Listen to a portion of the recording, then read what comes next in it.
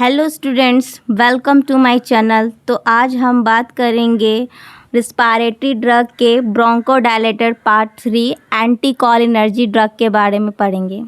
तो इसमें क्या है, नॉर्मली तो स्टार्ट करते हैं हम टाइम ना वेस्ट करते हुए। They cause the bronchodilation of blocking the action of acetylcholine. Acetylcholine causes bronchoconstrictions. तो मीन क्या है इसमें, तो नॉर्मली एंटी कॉलिनर्जिक जो एजेंट है नॉर्मली किस लिए यूज़ कर रहे हैं, तो ये ब्लॉक कर रहा है किसको, एसिटाइलकोलिन के एक्शन को ब्लॉक कर रहा है। जो एसिटाइलकोलिन है जब ये ब्लॉक हो जाएगा तो क्या कॉज करेगा, इसमें क्या कॉज करेगा, तो ब्रोंकोडायलेशन कॉज करेगा। तो हमें क्या करना है, नॉर्मली ब्रोंकोडायलेशन कराना है तो मेन क्या करना है, एंटी कॉलिनर्जिक एजेंट लेंगे। तो एंटी कॉलिनर्जिक एजेंट में क्या करेगा, एसिटाइलकोलिन के एक्शन को क्या कर देगा, ब्लॉक कर देगा। जो एसिटाइलकोलिन है क्या कॉज कर रहा है, ब्रोंको कॉन्स्ट्रिक्शन कॉज कर रहा है, जिसकी वजह से पेशेंट को क्या हो रहा है, अस्थमा या सीओपीडी कॉज कर रहा है। नेक्स्ट हम आगे बढ़ते हैं मैकेनिज्म ऑफ एक्शन में। तो मैकेनिज्म ऑफ एक्शन मेनली मतलब होता है इसमें कि नॉर्मली जो हम एंटी कॉलिनर्जिक एजेंट यूज़ कर रहे हैं, ड्रग यूज़ कर रहे हैं, तो मेनली उसका एक्शन क्या है, काम क्या है। तो नॉर्मली इसमें क्या काम होता है एंटी कॉलिनर्जिक ड्रग का, तो मतलब क्या कैसे काम करता है। तो this agent inhibit the action of acetylcholine और block the neurotransmitter acetylcholine in central and the peripheral nervous system। जो एजेंट है, ड्रग है, वो क्या इनहिबिट करता है, एंटीकोलिनर्जिक जो एजेंट है वो इनहिबिट करता है एसिटाइलकोलिन के एक्शन को।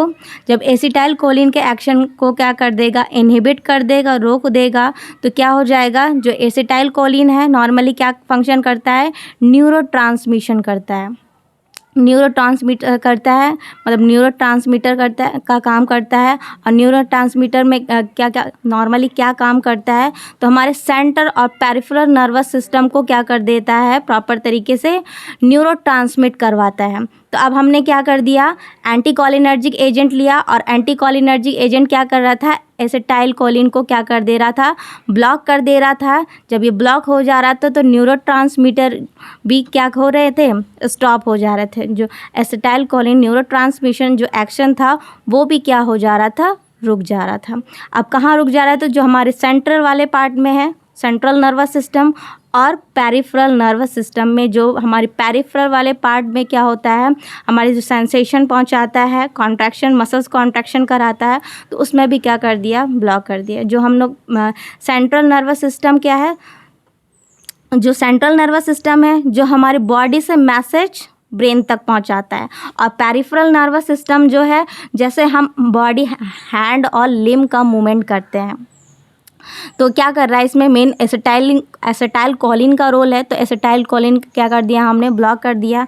जब ये ब्लॉक कर दिया तो हमारे मसल्स में क्या हो गए, मतलब जो मसल्स कॉन्ट्रैक्शन थे वो भी रुक गए। जब ये मसल कॉन्ट्रैक्शन रुक गए तो क्या क्या हो रहा था, प्रॉपर तरीके से डायलेशन हो रहा है। तो नॉर्मली हम जो एसिटाइलकोलिन एंटी कॉलिनर्जिक एजेंट जो यूज़ कर रहे हैं, मेनली हम ब्रोंकोडायलेशन के लिए यूज़ कर रहे हैं, क्योंकि पेशेंट क्या है, अस्थमा वाला है, सीओपीडी वाला है, उसमें क्या हो रहा है, पेशेंट को ब्रोंको कंस्ट्रिक्शन हो रहा है। और ब्रोंको कंस्ट्रिक्शन की वजह से पेशेंट को क्या हो रहा है, प्रॉपर तरीके से एयर पास आउट नहीं हो पा रहा है। नेक्स्ट इसमें they stop the transmission of parasympathetic nerve impulses. और क्या हो रहा था, इसमें क्या कर रहे थे, जो हमारा एंटी कॉलिनर्जिक एजेंट है वो क्या स्टॉप कर रहा था, किसके ट्रांसमिशन को, पैरासिम्पैथेटिक नर्व इम्पल्सेस। जो अभी मैंने बताया, जो हमारे पेरिफेरल वाले पार्ट में क्या कर रहे हैं, जो हमारे लिम्ब वगैरह को जो मूवमेंट करवा रहा है फाइट एंड फ्लाइट का,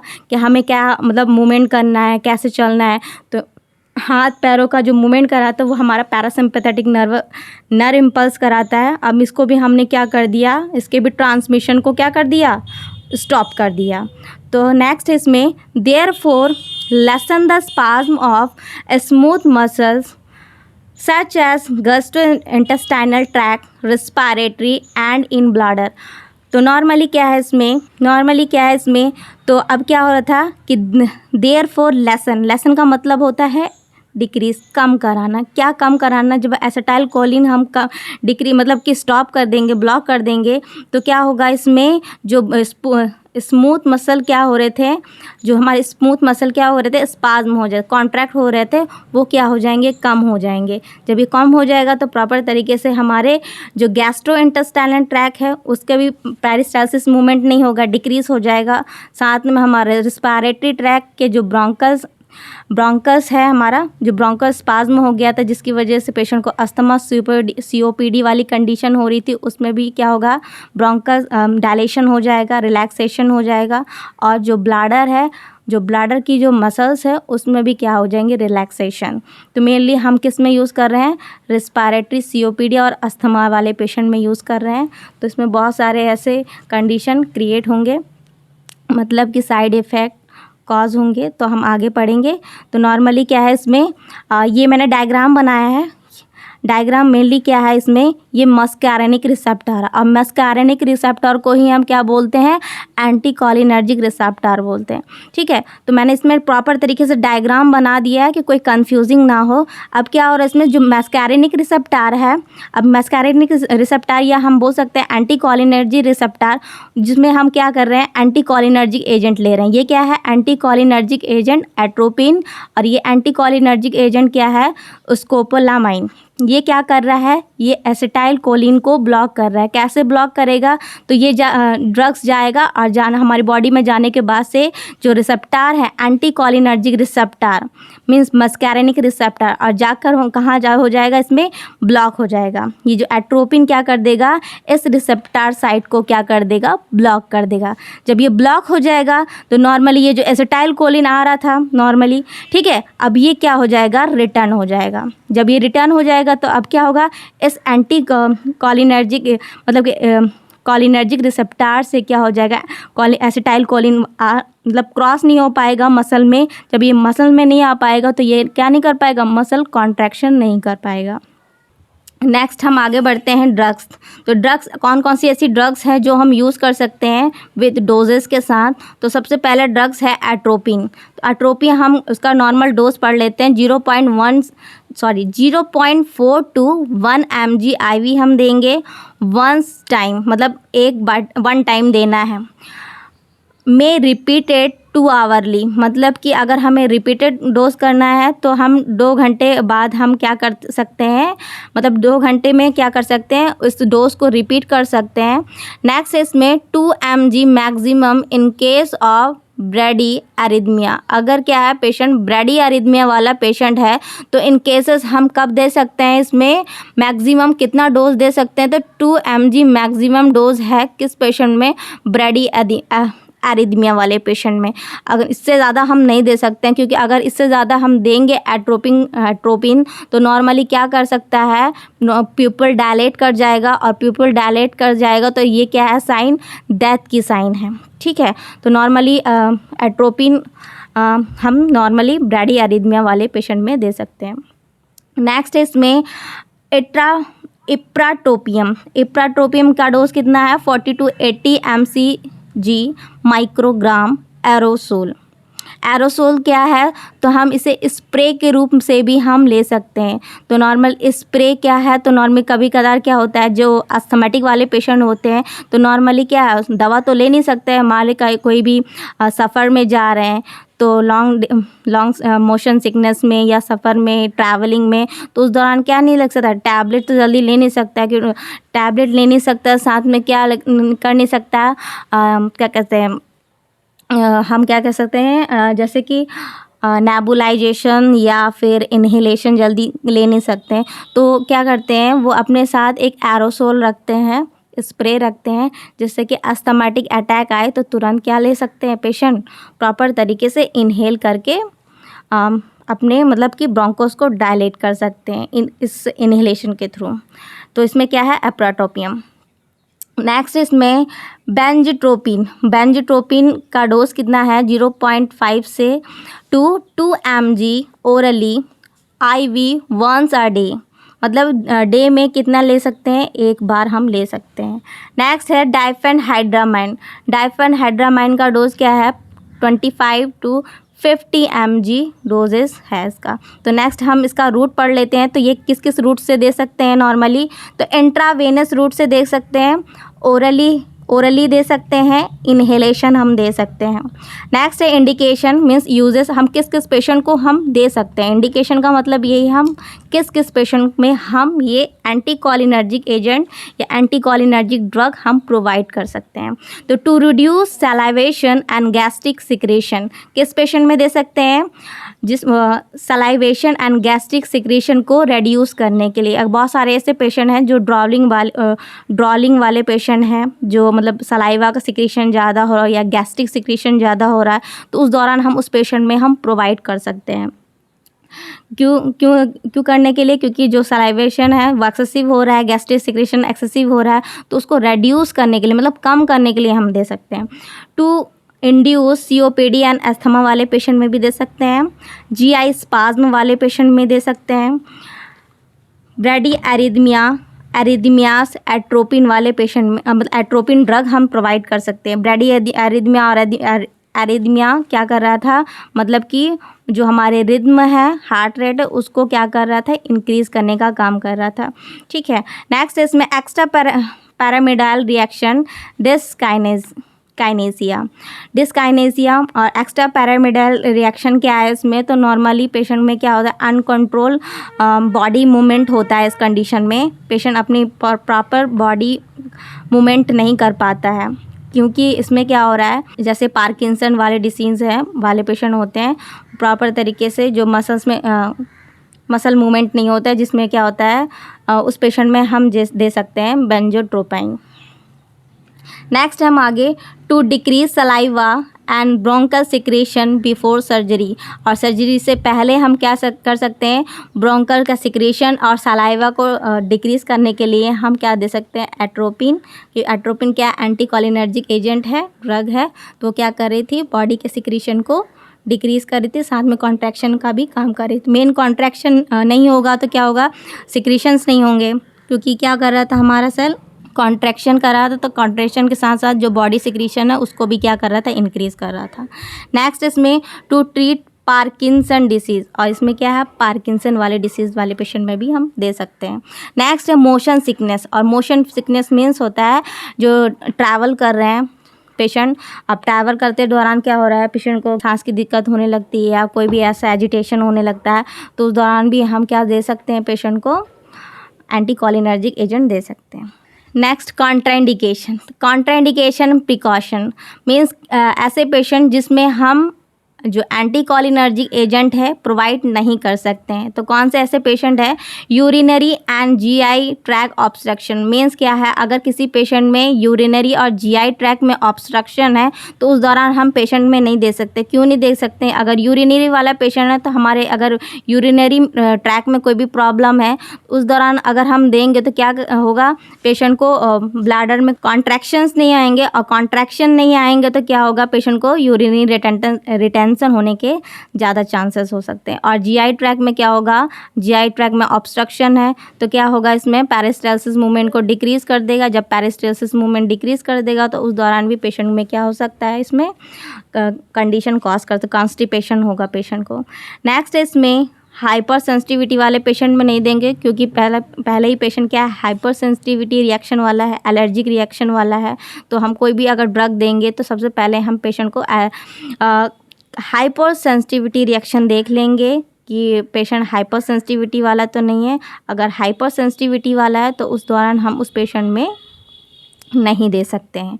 नेक्स्ट इसमें सीवियर अल्सरेटिव कोलाइटिस, और उस पेशेंट में नहीं दे सकते हैं सीवियर अल्सरेटिव कोलाइटिस वाले पेशेंट में, क्योंकि उसके कोलोन में पहले से ही इन्फ्लामेशन है, सीवियर इन्फ्लामेशन, तो ऑलरेडी उसके जो पेरिस्टाल्सिस मूवमेंट में क्या होगा, डिक्रीज़ रहेगा, और उस दौरान हम एंटीकोलिनर्जी दे दिए तो उस दौरान भी क्या होगा, डिक्रीज़ हो जाएगा, जिसकी वजह से पेशेंट में क्या हो सकता है, प्रॉपर तरीके से पेरिस्टाल्सिस मूवमेंट नहीं होगा। जब पेरिस्टाल्सिस मूवमेंट नहीं होगा तो क्या होगा, पेशेंट में ज़्यादा प्रॉब्लम हो सकती है। नेक्स्ट इसमें एक्यूट और सीवियर हैमरेज, और एक्यूट और सीवियर हैमरेज वाले पेशेंट में नहीं दे सकते हैं, क्योंकि एक जो एंटीकोलिनर्जिक एजेंट है क्या कर रहा है, कॉन्ट्रैक्शन को डिक्रीज़ कर रहा है, क्योंकि एसिटाइलकोलिन क्या कर रहा है, हमारे मसल्स में कॉन्ट्रैक्शन करा रहा है, सिक्रेशंस करा रहा है। तो अब उसमें हम एंटीकोलिनर्जिक एजेंट दे दिया तो वो क्या करेगा, सिक्रेशन को भी रोकेगा, साथ में किसको रोकेगा, कॉन्ट्रैक्शन को भी रोकेगा, जिससे क्या हो जाएगा, जो हमारे मसल्स है, सेल है, वो क्या आ जाएंगे, डायलेट हो जाएंगे। जब डायलेट हो जाएंगे, अब पेशेंट क्या है, हैमरेजिक वाला, तो जब क्या हमारे मसल्स कॉन्ट्रैक्ट नहीं होंगे तो क्या होगा, हम जल्दी मतलब कि हमारी बॉडी में क्या होगा, जहाँ भी इंजरी हुई है, हैमरेज हुआ है, तो जल्दी क्या नहीं होगा, स्टॉप नहीं होगा। नेक्स्ट इसमें एंगल क्लोजर ग्लूकोमा में क्या है, तो नॉर्मली क्या है, पेशेंट ग्लूकोमा वाला है, ग्लूकोमा वाला पेशेंट है। ग्लूकोमा में क्या होता है, जो IOP है, इंट्रा ऑकुलर प्रेशर, वो क्या हो जाता है, इंक्रीज़ हो जाता है। अब पहले से पेशेंट ग्लूकोमा वाला पेशेंट है, इंट्रा ऑकुलर प्रेशर वाला है, उस दौरान क्या देंगे पेशेंट को, अगर हम एंटीकोलिनर्जिक एजेंट ड्रग्स देते हैं तो वो और क्या करेगा, increase intra ocular pressure increase करेगा, जिसकी वजह से क्या हो सकता है, पेशेंट को रेटिना डैमेज या आई डैमेज होने के ज़्यादा चांसेस हो सकते हैं। नेक्स्ट है इसमें bladder neck obstruction. Bladder neck obstruction में क्या है, इसमें अब ब्लैडर की नेक में क्या है, ऑब्स्ट्रक्शन है, किसी भी टाइप का ऑब्स्ट्रक्शन है। अब उस दौरान क्या कर दिया है हमने, अब पेशेंट को एंटीकोलिनर्जिक एजेंट दे दिया, तो वो क्या, कॉन्ट्रैक्शन नहीं होगा। जब कॉन्ट्रैक्शन नहीं होगा तो क्या होगा, पूरी तरीके से ब्लैडर रिलैक्स हो जाएगा। अब ब्लैडर रिलैक्स हो जाएगा तो पेशेंट को क्या नहीं होगा, अर्ज नहीं होगा, यूरिनरी अर्ज नहीं होगा। तो उस दौरान पेशेंट में क्या हो सकता है, ब्लैडर नेक ऑब्स्ट्रक्शन वाले पेशेंट में यूरिनरी रिटेंशन कॉज कर सकता है। नेक्स्ट इसमें प्रेगनेंसी एंड लैक्टेशन। अब प्रेगनेंसी और लैक्टेशन वाले पेशेंट में हम क्यों नहीं देख सकते हैं, तो प्रेगनेंसी वाले पेशेंट में इसलिए नहीं दे सकते हैं क्योंकि अगर मदर क्या है, प्रेग्नेंट है, और उस दौरान अगर कोई भी मदर क्या लेती हैं, ड्रग्स लेती हैं, तो इसमें क्या हो सकता है, फीटस में टेराटोजेनिक इफ़ेक्ट कॉज करेगा। और टेराटोजेनिक इफ़ेक्ट का मतलब क्या है, कोई भी ऐसा ड्रग का इफ़ेक्ट जिसकी वजह से क्या होगा, फीटस में कोई भी कंजेनाइटल एनोमलीज या एबनॉर्मलिटीज़ पैदा कर सकती है। और लैक्टेशन वाली मदर में इसलिए नहीं दे सकते हैं क्योंकि लैक्टेशन वाली मदर जो होती हैं अपने बेबी को ब्रेस्ट फीड कराती हैं, और ब्रेस्ट फीड के दौरान मदर में हम कोई भी ऐसी ड्रग्स नहीं दे सकते। अब मदर तो अपने ही बेनिफिट के लिए, ट्रीट के लिए ले रही ना, अब उस दौरान क्या है, ब्रेस्ट फीडिंग के ज़रिए उस न्यूबॉर्न बेबी में या बेबी में क्या हो सकता है, उसका साइड इफ़ेक्ट, ड्रग का इफ़ेक्ट जा सकता है, जिसकी वजह से क्या हो सकता है, बच्चे में कोई ना कोई प्रॉब्लम कॉज हो सकती है। नेक्स्ट हम आगे बढ़ते हैं, साइड इफ़ेक्ट। तो एंटीकोलिनर्जिक ड्रग के ऐसे कौन कौन से साइड इफ़ेक्ट होते हैं, तो हम पढ़ लेते हैं। Blurred vision. अब ब्लर्ड विज़न क्या है, मतलब कि धुंधला दिखाई देगा। अब क्यों धुंधला दिखाई देगा इसमें, तो नॉर्मली हम क्या दे रहे हैं, एंटीकोलिनर्जिक एजेंट, मतलब एसिटाइलकोलिन को हमने क्या कर दिया, ब्लॉक कर दिया है। अब एसिटाइलकोलिन रिलीज़ नहीं होगा। अब जब रिलीज़ नहीं होगा तो कहाँ नहीं जाएगा, हमारे मसल्स में नहीं जाएगा, हमारी बॉडी की किसी मसल्स में नहीं जाएगा। तो उस दौरान क्या होगा, पेशेंट में लैक्रिमल, आंसू नहीं बनेगा। जब आंसू नहीं बनेगा तो नॉर्मली क्या होगा, अगर हम कोई भी चीज़ देखते हैं तो क्या होता है, हमारी आँखों में कोई भी डस्ट पार्टिकल आ जाते तो क्या होता है, हमारी जो लैक्रिमल है वो क्या कर जाती है, सिक्रीशन करती है हमारी आँखों में। अब सिक्रीशंस हो रहे हैं तो सिक्रीशन के वजह से क्या होगा, हमारी आई पूरी तरीके से क्लियर हो जाती है। जब क्लियर हो जाती है तो हम प्रॉपर तरीके से अच्छे से देख पाते हैं। तो इसमें क्या हो गया, एंटीकोलिनर्जिक एजेंट दे दिया, मतलब एसिटाइलकोलिन डिक्रीज़ हो गया, ब्लॉक हो गया, तो सिक्रीशंस हो गई नहीं आँखों में। जब लैक्रिमल नहीं बनेगा तो उस दौरान पेशेंट में ब्लड विजन होगा। नेक्स्ट इसमें ड्राइनेस ऑफ माउथ, और क्या होगा, और ड्राइनेस ऑफ माउथ होगा, ड्राइनेस ऑफ माउथ होगा। देखो ड्राइनेस ऑफ माउथ क्यों होगा, तो क्या हमारी बॉडी में सिक्रीशन और सलाइवा का सिक्रीशन नहीं हो रहा है। जो सलाइवा क्या करती है, हमारे माउथ को पूरी तरीके से क्या करती है, वेट करके रखती है, जिसकी वजह से क्या होता है, हमारा माउथ पूरी तरीके से ड्राई नहीं होता है। नेक्स्ट है इसमें यूरिनरी डिफ़िकल्टी या रिटेंशन। अब यूरिनरी डिफ़िकल्टी एंड रिटेंशन में इससे पहले कॉन्ट्राइंडिकेशन में भी मैंने बताया है कि रिटेंशन या डिफ़िकल्टी क्यों होगी, क्योंकि हमारा जो ब्लैडर है वो क्या करता है, कॉन्ट्रैक्शन लाता है। जैसे हमारा ब्लैडर फिल हो जाता है तो फिल होने के बाद से क्या करता है, हमारी यूरिनरी की अर्जेंसी इंक्रीज़ करता है, कॉन्ट्रैक्शन लाता है, तो हमें क्या फील होता है कि हमें यूरिन अब पास आउट करना है। तो उस दौरान क्या होगा, एंटीकोलिनर्जिक एजेंट दे दिया है, तो उस दौरान क्या होगा, हमारा जो ब्लैडर है वो रिलैक्स हो जाएगा। जब ब्लैडर रिलैक्स हो जाएगा तो हमें क्या हो गया, यूरिन की अर्जेंसी लगेगी नहीं। जब यूरिन की अर्जेंसी लगेगी नहीं तो उस दौरान क्या होगा, यूरिनरी रिटेंशन कॉज करेगा। नेक्स्ट इसमें कंजक्टिवाइटिस में सेम एज अ कंडीशन मैंने ब्लड विजन में बताया था कि इन्फ्लामेशन ऑफ किसका होगा, कंजक्टाइवा का होगा, क्योंकि इसमें क्या हो रहा है, लैक्रीमन नहीं बन रहा है, क्योंकि सिक्रीशन ही मोस्ट इम्पॉर्टेंट होता है हमारी बॉडी में। और ये सिक्रीशन कौन कराता है, हमारे जो कैल्शियम है वो एसिटाइल कोलिन को रिलीज़ कराता है, और एसिटाइल कोलिन कहाँ जाता है, हमारे कॉलिनर्जिक रिसेप्टर के थ्रू मसल्स में जाते हैं। नेक्स्ट इसमें कॉन्स्टिपेशन क्यों होगा, तो ऑफ कोर्स ये क्या हो रहा है, हमारे पेरिस्टाल्सिस मूवमेंट को डिक्रीज़ कर रहा है। इंक्रीज हार्ट रेट, और क्या होगा इसमें साइड इफ़ेक्ट में, हार्ट रेट को क्या करेगा, इंक्रीज़ करेगा। नेक्स्ट इसमें है ग्लूकोमा। अब क्यों इंक्रीज हार्ट रेट करेगा, क्योंकि एट्रोपिन क्या दे रहे थे पेशेंट को, ब्रेडियारिथमिया वाले पेशेंट में दे रहे थे, तो उस दौरान क्या करेगा, पेशेंट में हम दिया तो वो क्या करेगा, हार्ट रेट को इंक्रीज़ करेगा, रिदम को इंक्रीज़ करेगा, जिसकी वजह से पेशेंट में क्या हो सकता है, इंक्रीज हार्ट रेट हो सकता है साइड इफ़ेक्ट में। नेक्स्ट इसमें ग्लूकोमा क्या साइड इफ़ेक्ट होगा, तो हमारी आई में हमने नॉर्मल दिया है, तो उस दौरान क्या है, ग्लूकोमा साइड इफ़ेक्ट, क्योंकि हमारे नॉर्मल आई में भी क्या होगा, सिक्रीशंस जब नहीं होगा तो इंट्राऑकुलर प्रेशर इंक्रीज़ करेगा, और इंट्राऑकुलर प्रेशर इंक्रीज़ करेगा तो पेशेंट को क्या हो सकता है, मतलब ग्लूकोमा भी साइड इफ़ेक्ट कॉज करेगा। नेक्स्ट इसमें ड्राई थ्रॉट, और ड्राई थ्रॉट वाले भी क्या होंगे, साइड इफ़ेक्ट कॉज होंगे, क्योंकि इसमें क्या हो रहा है प्रॉपर तरीके से, मतलब कि सिक्रीशंस नहीं हो रहा है, मेन पॉइंट ये है। नेक्स्ट हम आगे बढ़ते हैं, ड्रग इंट्रैक्शन। अब ड्रग इंट्रैक्शन क्या है, तो इसमें थोड़ा सा मिस्टेक हो गया है, ड्रग पहले लिखना चाहिए था, इंट्रैक्शन बाद में, तो मैं अभी थोड़ा ठीक कर दे रही हूँ उसमें। ड्रग इंट्रैक्शन, अब ड्रग इंट्रैक्शन में क्या है, तो इससे पहले भी मैंने पढ़ाया है, और इसमें क्या हो रहा है, ड्रग इंट्रैक्शन में जब दो ड्रग आपस में मिलती हैं तो उनका इंट्रैक्शन क्या होता है, ठीक है, या तो ज़्यादा होगा या तो डिक्रीज़ होगा, तो हम पढ़ लेते हैं आगे।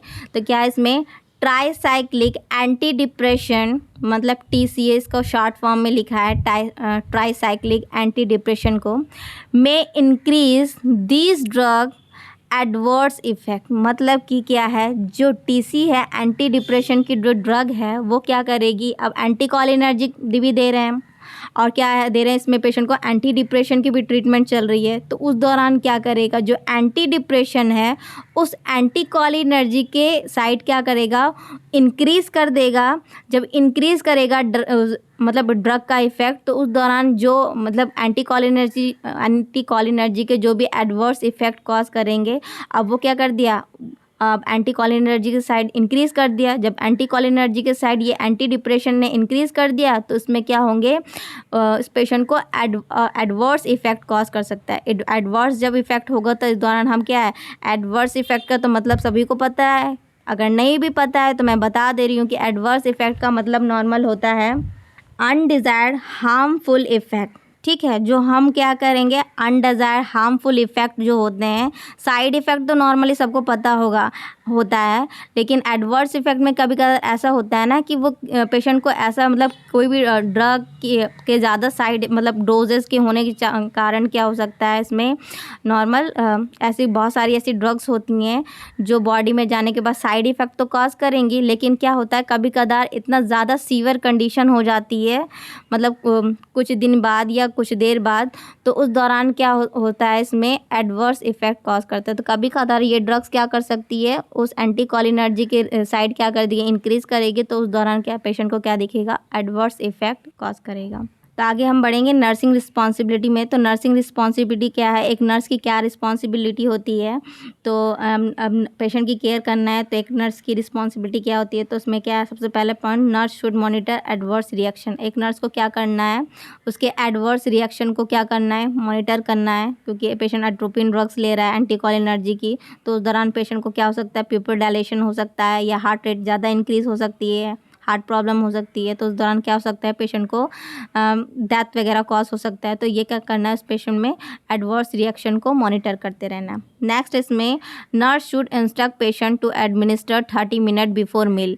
अब क्या है इसमें, तो पेशेंट एक नर्स को क्या इंस्ट्रक्ट करना है पेशेंट को कि अगर एंटी कोलिनर्जिक ड्रग ले रहे हैं तो खाना खाने से आधे घंटे पहले लें एंड बेड टाइम लें। When use to reduce GI motility, otherwise क्या होगा इसमें, जीआई मोटिलिटी क्या हो जाएगी, डिक्रीज़ हो जाएगी। जब जीआई मोटिलिटी डिक्रीज़ हो जाएगी तो क्या होगा, हमारे जो हमने खाना खाया है, ठीक है, तो हम क्या खाना खाया तो उस दौरान क्या होगा, हमारा प्रॉपर तरीके से डाइजेशन नहीं हो पाएगा। मेन हमारा बॉडी में जो फूड्स है वो पेरिस्टालसिस मूवमेंट ही नहीं होंगे, तो जो हमारा वेस्ट प्रोडक्ट है, न्यूट्रिशन है, वो प्रॉपर तरीके से जो फूड का कंटेंट है वो आगे की ओर प्रोसेस नहीं हो पाएगा। जब नहीं हो पाएगा तो क्या हो जाएगा, पेशेंट में कॉन्स्टिपेशन या ऑब्स्ट्रक्शन होने के ज़्यादा चांसेस हो सकते हैं। तो उस दौरान क्या लेना, आधे घंटे से पहले लेना है और बेड टाइम लेना है। नेक्स्ट इसमें teach the patient to reduce dry mouth by using ice chips, hard candy or gum, and to reduce constipation by exercising and increasing fiber and fluid intake। और क्या करना है, टीच करना है patient को किसके बारे में, रेड्यूस ड्राई माउथ। अगर ड्राई माउथ क्योंकि सिक्रेशंस हो नहीं रहे हैं, अब सिक्रेशन हो नहीं रहे तो ऑफकोर्स पेशेंट को क्या होगा, ड्राई माउथ होगा। तो ड्राई माउथ से रिड्यूस होने के लिए, प्रिवेंट होने के लिए पेशेंट को हम टीच करेंगे कि पेशेंट क्या करे, आइस चिप्स को क्या करे, वो च्युई करता रहे, हार्ड कैंडी को भी क्या करता रहे, च्युई करता रहे, या गम्स को, जो च्युइंग गम्स वगैरह आते हैं ना, उसको भी क्या करता रहे, च्युई करता रहे। अगर च्युई करता रहेगा तो हमारी जो माउथ की जो मसल्स हैं वो क्या होते रहेंगे, प्रॉपर तरीके से मसाज होते रहेंगे, कॉन्ट्रैक्शन आता रहेगा, जिसकी वजह से क्या होगा, सिक्रेशंस भी प्रॉपर तरीके से अपने माउथ में सलाइवा मेंटेन होता रहेगा। नेक्स्ट इसमें एंड टू रिड्यूस, और क्या करना है हमें, कॉन्स्टिपेशन से रिड्यूस होने के लिए, बचने के लिए क्या करना है, हमें प्रॉपर तरीके से एक्सरसाइज करना है। एक्सरसाइज अगर करेंगे तो क्या होगा, पेरिस्टालसिस मूवमेंट इंक्रीज़ होता रहेगा।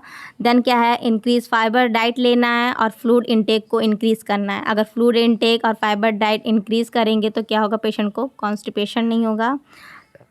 कॉन्स्टिपेशन नहीं होगा तो उस दौरान क्या हो सकता है, पेशेंट उस कॉन्स्टिपेशन से रिड्यूस हो सकता है। नेक्स्ट है आगे इसमें, nurse should monitor intake and output and watch for sign and symptoms of urine retention. और क्या करना है, नर्स शुड मॉनिटर क्या करेगी, इनटेक एंड आउटपुट चार्ट को क्या करेगी, मॉनिटर करेगी, and watch for sign and symptom, और साइन एंड सिम्टम्स को भी वॉच करती रहेगी, जिससे कि पेशेंट को यूरिन रिटेंशन ना हो। क्योंकि यूरिन रिटेंशन होगा तो क्या होगा, प्रॉपर तरीके से इनटेक और आउटपुट चार्ट मेंटेन नहीं हो पाएगा, और इनटेक और आउटपुट नहीं मेंटेन हो पाएगा तो इसका मतलब क्या है, पेशेंट को यूरिनरी रिटेंशन है, और यूरिनरी रिटेंशन है तो उस दौरान क्या नहीं हो पाएगा, पेशेंट में बहुत ज़्यादा मतलब प्रॉब्लम हो सकती है। अब क्योंकि ब्लैडर रिलैक्स हो जाएगा, यूरिनरी रिटेंशन हो जाएगा, तो इसमें प्रॉपर तरीके से जो भी साइन एंड सिम्टम्स हैं वो हमें मेंटेन वॉच करते रहना है। आज के लिए बस इतना ही, मिलते हैं नेक्स्ट वीडियो में। Thank you so much.